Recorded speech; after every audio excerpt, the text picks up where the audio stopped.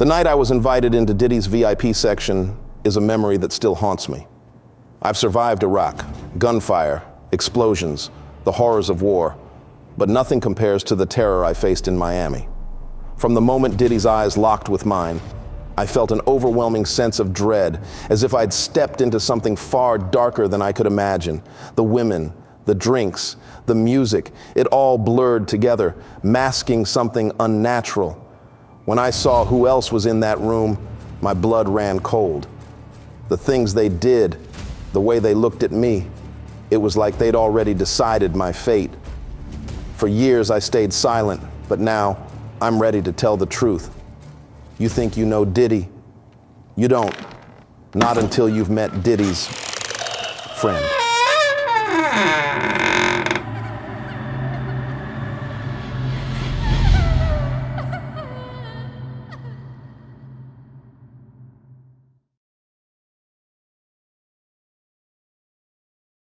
I didn't go to Miami to chase danger.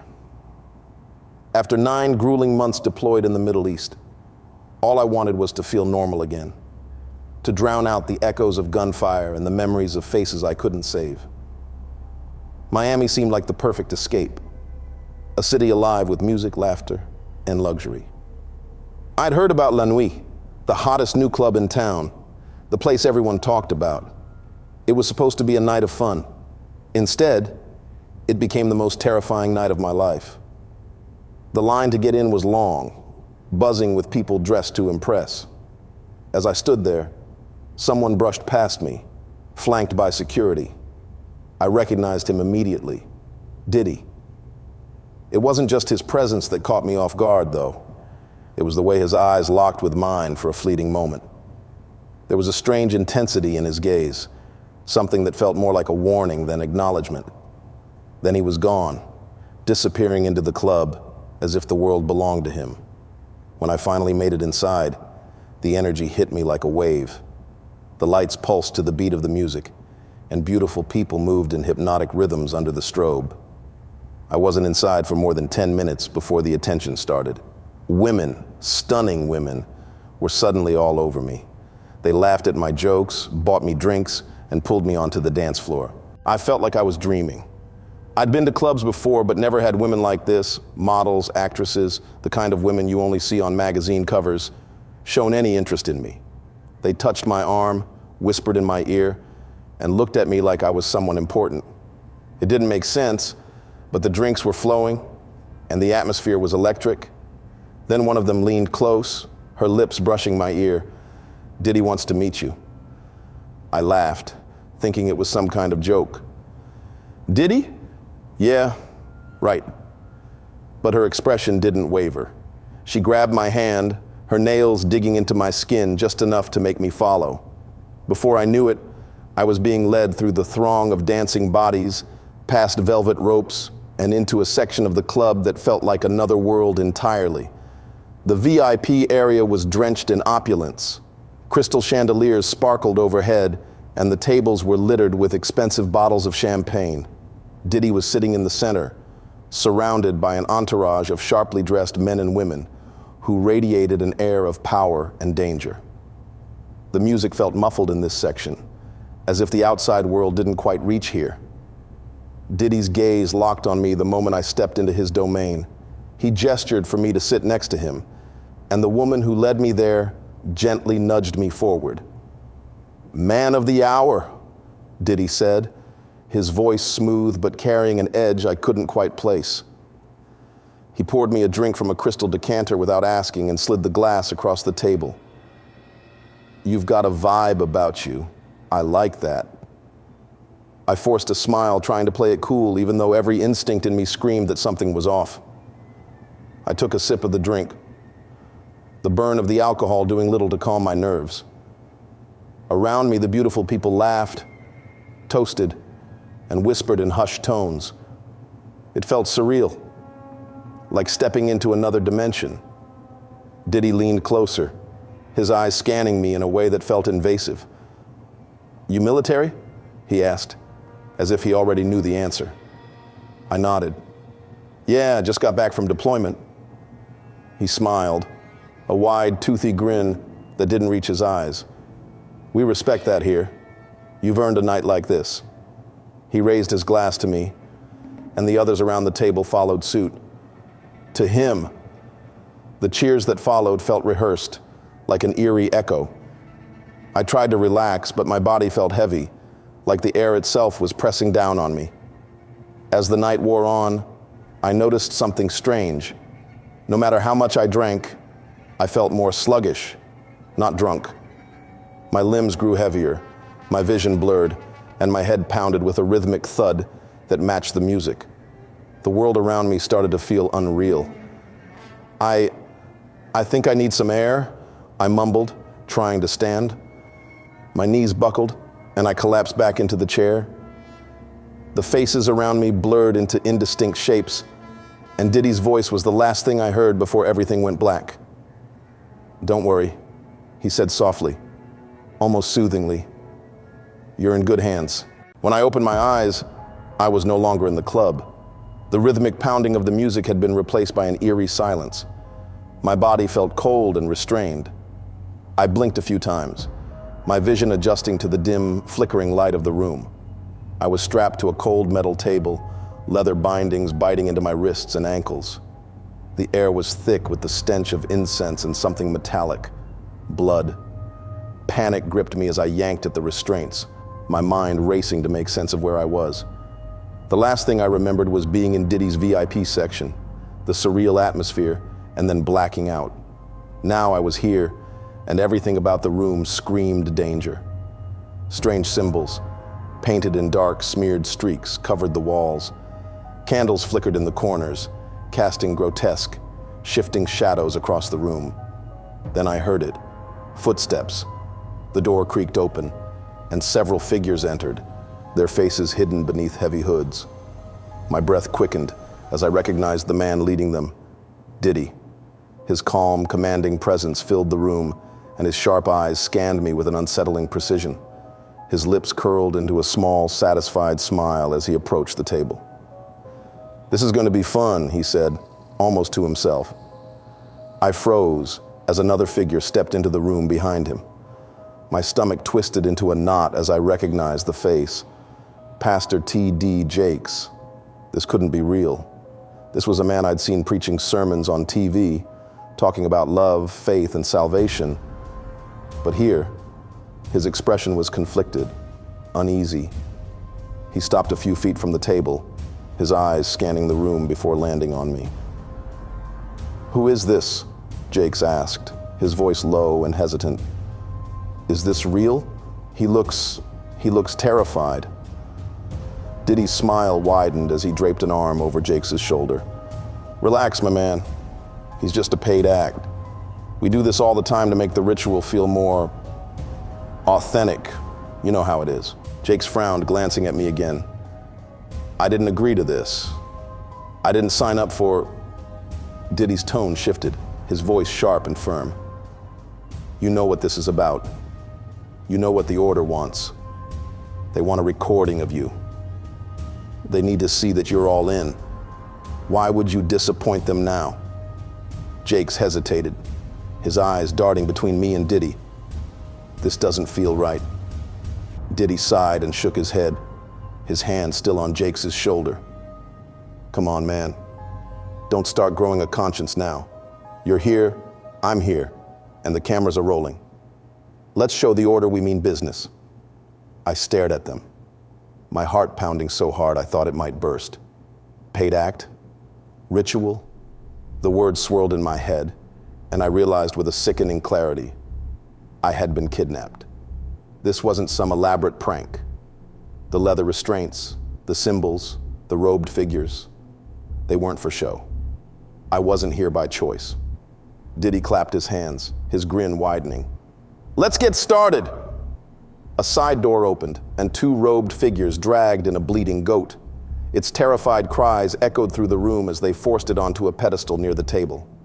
My stomach turned, and I pulled at the straps again, panic coursing through my veins. "Bring the knife," Diddy said, his voice dripping with excitement. He turned to Jakes, his eyes gleaming. "And let's see the real you. Show me your freak, my man." Jakes froze, his face pale. "You're recording this?" "Of course I'm recording this," Diddy said with a chuckle, pulling out his phone. "The order loves a good show." For a moment, Jakes didn't move. Then, slowly, he began unbuttoning his shirt, his hands trembling slightly. The robed figures began to chant, their voices low and guttural, as the goat continued to bleat in terror. Diddy leaned against the wall, phone in hand, recording the scene with an almost casual air. I stared in horror as Jakes removed his shirt, then his pants, standing bare-chested in the flickering candlelight. He avoided looking at me, his face a mixture of fear and resignation. The knife gleamed as one of the robed figures held it high, its blade catching the candlelight. My body trembled as I watched them lower it to the goat's neck. When they slit its throat, the blood sprayed everywhere, warm and sticky. I gagged as it splattered across my face, the metallic tang overwhelming my senses. The chanting grew louder, the air in the room growing thick and heavy. My mind screamed at me to move, to fight, but I was paralyzed with fear. Then, out of nowhere, a memory surfaced, something from my military training. I wasn't helpless. I had been trained for situations like this. I took a deep breath, forcing myself to focus. One of the advanced training courses I'd completed had covered how to escape restraints. It was a long shot, but I had to try. I flexed my wrists, pressing them against the straps at just the right angle. The leather was tight, but not invincible. The chanting reached a fever pitch, and the room seemed to hum with energy. Diddy was laughing now, egging Jakes on as the pastor stood near the table, sweat dripping down his face. "You're doing great, man," Diddy said, his phone still pointed at Jakes. "The order's gonna love this." As the robed figure raised the knife again, this time turning toward me, I felt the strap around my wrist give. It wasn't much, but it was enough. I yanked my arm free and grabbed at the other restraints, adrenaline surging through me. The chanting stopped. The room fell silent as everyone turned to look at me. "He's loose!" one of the robed figures shouted. Diddy didn't move. He stood there, phone in hand, a smirk on his face. Well, this just got interesting. Jakes took a step back, his eyes wide with fear. I didn't wait. I ripped off the remaining straps and shoved the nearest robed figure aside. The knife clattered to the floor and I grabbed it, pointing it at anyone who came near.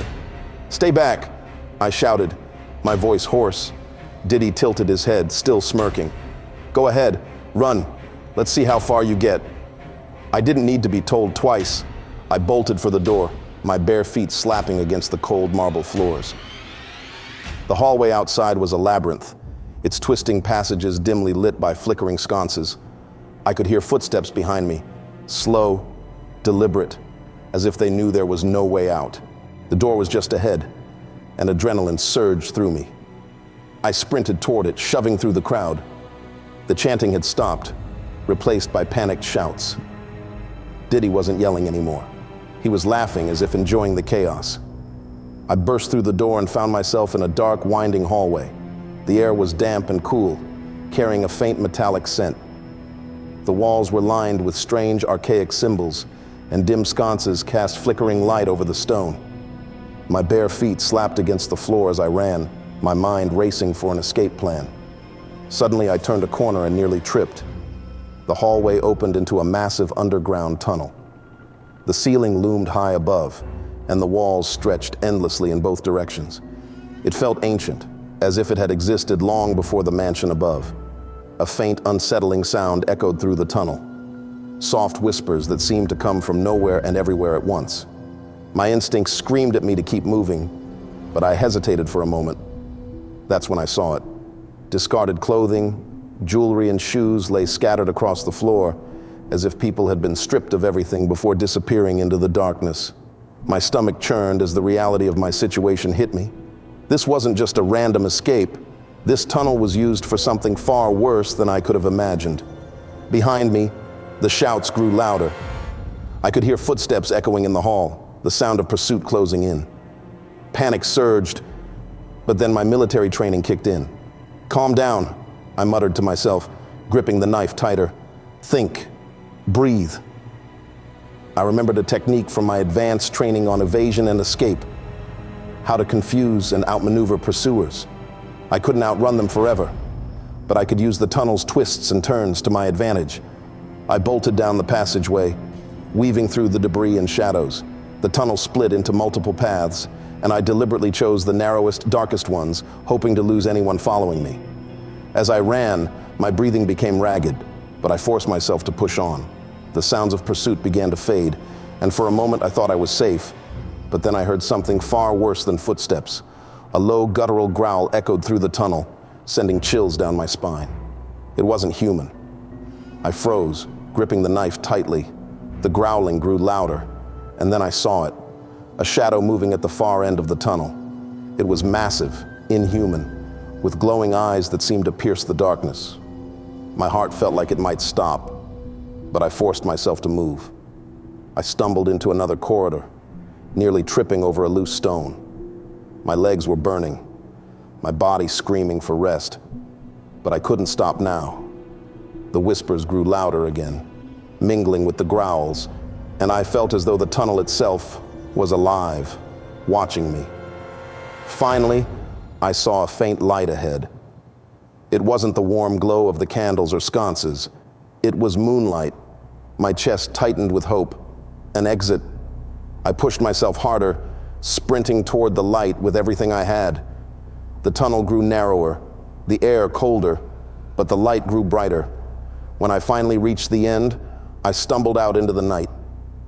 The fresh air hit me like a wave, and I collapsed onto the grass, gasping for breath. I was outside, the mansion far behind me, but I wasn't safe yet. I forced myself to my feet and ran toward the faint sound of a road in the distance. My mind was spinning with everything I'd seen, the symbols, the chanting, the tunnels, the things in the dark. None of it made sense, but one thing was clear. I had escaped something far worse than death. As I reached the road, I waved down a passing car, desperate for help. The driver stopped, a look of confusion and concern on his face as he took in my disheveled appearance. "Help me," I gasped. "Please, just drive." He hesitated for a moment before nodding. I climbed into the passenger seat, my hands still trembling as I slammed the door shut. As the car sped away from the mansion, I leaned back against the seat, my heart still racing. The driver asked a few questions, but I couldn't find the words to answer him. My mind was spinning, replaying every horrifying detail I'd just escaped from. The mansion, the ritual, the goat's blood, and the tunnels. It was too much to process. But the tunnels stuck with me the most. Their sheer size, the discarded clothing, and the chilling whispers in the dark. It all pointed to something I'd seen before, something I never thought I'd encounter on American soil. I'd seen similar setups overseas during my deployment. In places ravaged by war and corruption, underground tunnels were often used for human trafficking, smuggling people, exploiting them, and making them disappear. The signs were always the same: secrecy, fear, and an overwhelming sense of hopelessness.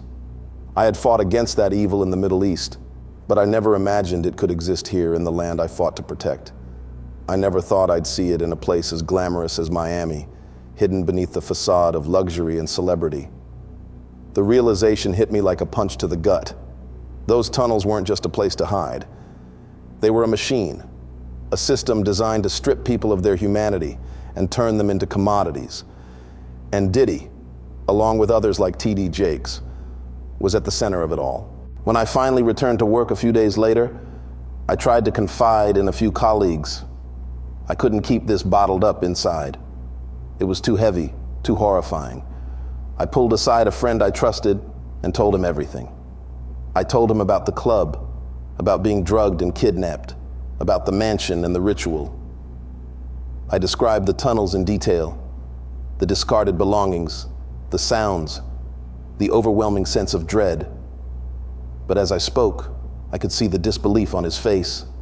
"Come on, man," he said, laughing nervously. "Diddy, T.D. Jakes, that's some conspiracy theory stuff. You sure you weren't just blackout drunk or something?" I shook my head, trying to make him understand. "I know what I saw. This wasn't some wild night that got out of hand. This was real." But no matter how much I explained, no one believed me. The more I tried to share, the more people looked at me like I was crazy. It was like screaming into a void. Eventually, I stopped trying. For years, I kept it all to myself. The fear of being dismissed, ridiculed, or even worse, silenced, kept me quiet. I saw how powerful people could bend reality, twisting the truth until it suited their needs. And I wasn't ready to go up against that. But now, with everything that's coming out, allegations, investigations, whispers about secret tunnels and freak-offs, I can't stay silent anymore. People need to know what's really happening. They need to know that behind the glitz and glamour of celebrity culture lies something much darker. I've lived with this nightmare for too long, and I owe it to the people who didn't make it out to share what I saw, the ones who didn't escape, who were trapped in those tunnels, who were never given a chance to tell their story. I'm speaking for them now. If you're listening to this, I need you to understand something. The world isn't what it seems. The people we idolize, the ones we think are untouchable, they're not always who we believe them to be. Beneath the surface, there are forces at work that thrive on power, control, and silence. Don't let the allure of fame blind you to the truth. Ask questions. Look deeper. And if you ever find yourself in a situation that feels wrong, trust your instincts and get out. This is my story. But it's not just about me. It's about the people who didn't survive encounters with the elite. It's about shining a light on the darkness that so many refuse to see. Stay vigilant, stay aware, and never stop fighting for the truth. Because if you don't, you might not live to tell your tale.